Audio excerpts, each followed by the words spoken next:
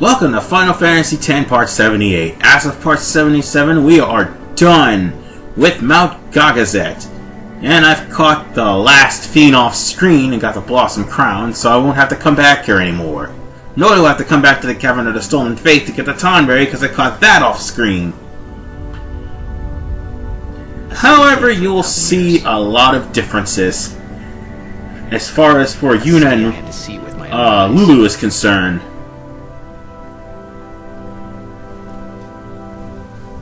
Meanwhile, CG graphics and Xanarkin.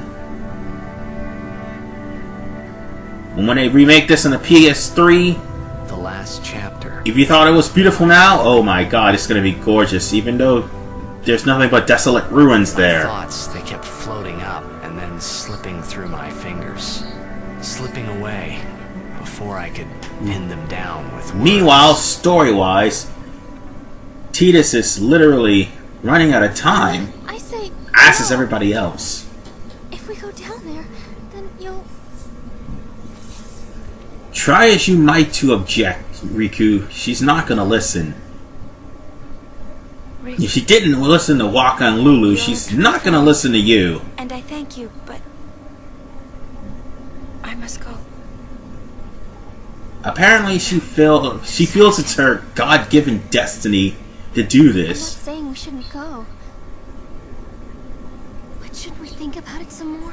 Which is the one thing that may hurt Yuna's character, especially in 10-2.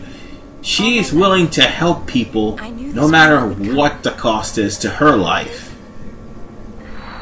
Or how inconvenient it is. Riku, thank you for everything. Don't say that, Yuna. It's not over yet. She did drop something though. Thank you. However, it may be plot relevance. It's not actually a key item or anything like that. Please. Yuni, don't say that because we're gonna see each other again, okay?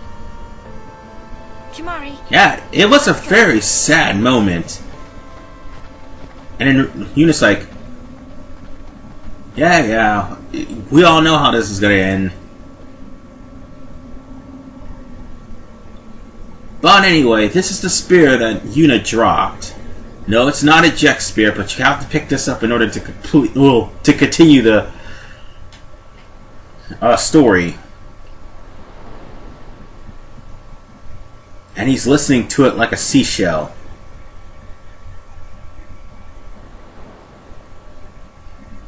And folks, in case you're wondering what Yuna was doing in Part 21, well, Part 20 actually, this is what she was doing. Telling everybody her goodbyes. Someday, I am truly glad that I had that chance. She's very secretive for somebody who's trying not to have anything kept from her. If I defeat Sin, that will be my thanks to you. That's what I'll do. Really, what kind of a relationship is this? I will challenge Tidus hiding the fact that he's a dream, and Yuna was hiding the fact of this. If you are all there watching this, then I guess Sin is already gone. And so am I. I suppose. Anyway, I just wanted to say, Sir Orin. This is a really sad moment. Kimari, do you remember the first day we met? Look at Waka outside because he's in a... My father had defeated... Because he was in an all-bid agency, he's just sitting outside in the cold. Saying what a hero my father was. He refused to sleep in the inn. But when night came, it occurred to me. My father had defeated Sin. Now, excuse me. he was dead. Now, Nothing get past Yuna. I couldn't sleep. So I wandered into... I mean, she was quick to realize her father was dead. Celebrating crowds. And I'm not saying that as an insult. The bridge in Bavel. where my father and I had parted. Standing there, alone, I could see the fields where he had fought sin. Then, you appeared. Oh yeah, that's right. Pavella's not too far from the Comlands. Remember? At first, I was so scared. Until I realized what a gentle person you are. This is probably, I gotta say this for Yuna's voice actress, this is probably the only time that her voice actress sounds like she has full of pep. As far from Pavel as you could. Normally she sounds like she's reading the lines, but now in this particular part she actually sounds like she has more pep in her voice. Why is it that the most tragic part she actually has some more pep or some more life in her voice? Would never see him again. You just held me without saying a word. I cried after we got to Besaid. I mean, am I the only one that can hear this? That like throughout the entirety of the game, she sounds like she's reading the whole entire lines. And you listened, Kimahri. You stayed, Kimahri. Thank you. Thank you so much. But anyway, Yuna's just literally trying to get all the things she wanted to say to everybody off of her chest. I'll never forget my days spent with you. Growing up in Besaid, we always played together, us and Chapu. That's why I was always so She's literally crying throughout all this, in case anybody's wondering. When you refused to let me become a summoner, and I did it anyway, I'm sorry. I've always wanted to apologize. Well, when there you go, tried to folks. Stop me then, really, I was happy. It's not like Lulu and Waka wanted her to become a summoner. They honestly didn't want her to do it. My big brother and sister. No, I think you really were my big brother and sister. What else? I love watching you play blitzball, Waka. Even though you I fail. love it when you scold me, Lulu.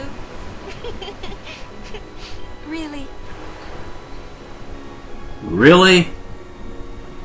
Who would love being scolded? The newest guardian. Star player of the Xanarkand Abes. He has a name, you know. It's Dumbass or Titus. Well, I'm glad. You know, that's the one thing that I hope they fix in this game, that they can actually say his name. Long, but it's funny. So this is what It would be funny if I just named him John Doe or something. Feeling than anything I had ever imagined. Wonderful. And this is the part where Dumbass walks in on her. Sometimes. I wonder. I just. It's wonder- amazing we didn't see most of this scene like in part 21. Or 20, yeah, that's right, part 20. Maybe that's why it hurts. Yes, it does. When I think about us never being together again at all. I'm afraid.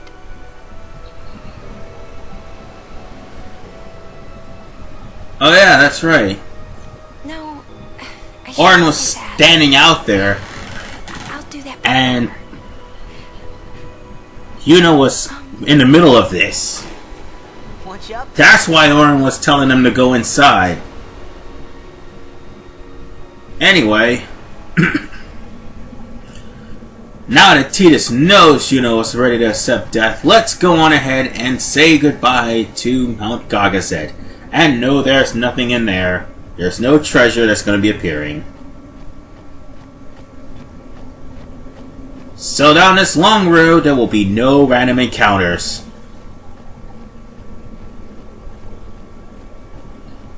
So we can...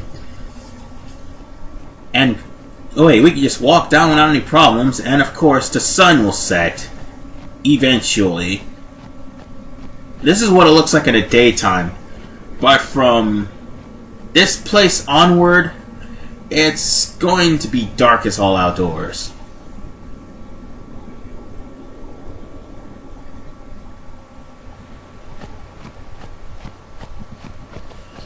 Anyway, let's do it.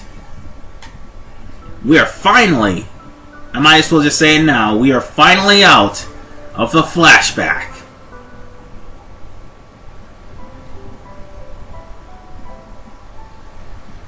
Even though I don't have the Brotherhood equipped, it's right there. And even though Yuna doesn't have, wait, I think I did change Yuna's staff. So yeah, she has the right staff, but Tidus doesn't have the right sword.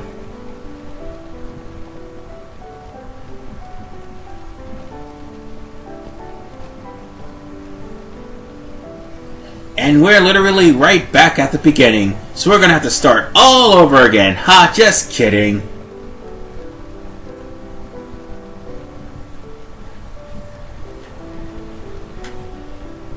At least most of the characters finally matured. Most of them. Okay, all of them matured. You're still trying to come to terms with what's about to happen in Zanarkand.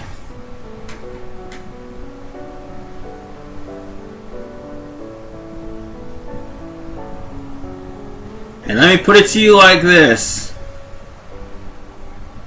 The next game... Okay, I'm not going to even continue that sentence. You guys are just going to have to see the 10-2 playthrough for yourself. Anyway...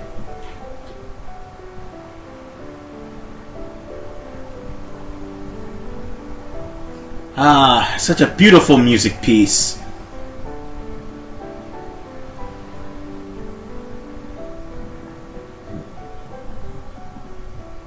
Listen to my story.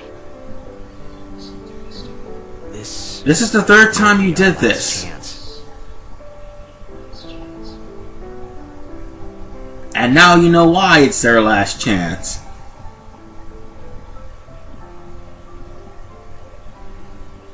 Because if they don't do anything, Yuna is as good as dead.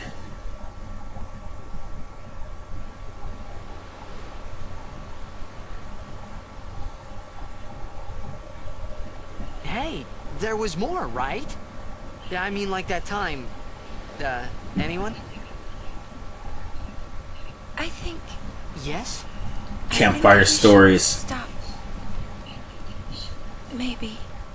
For now.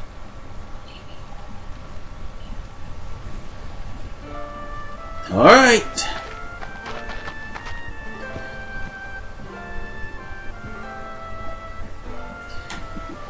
This is probably the end of this episode. Even though it's a bunch of cutscenes, at least we finally are out of the flashback series, and now we can actually continue on with the story. In the next episode, we'll be going within Zanarkand in part 79. Grab your sword, Tidus, because you're gonna be needing it. This is RV Man 985.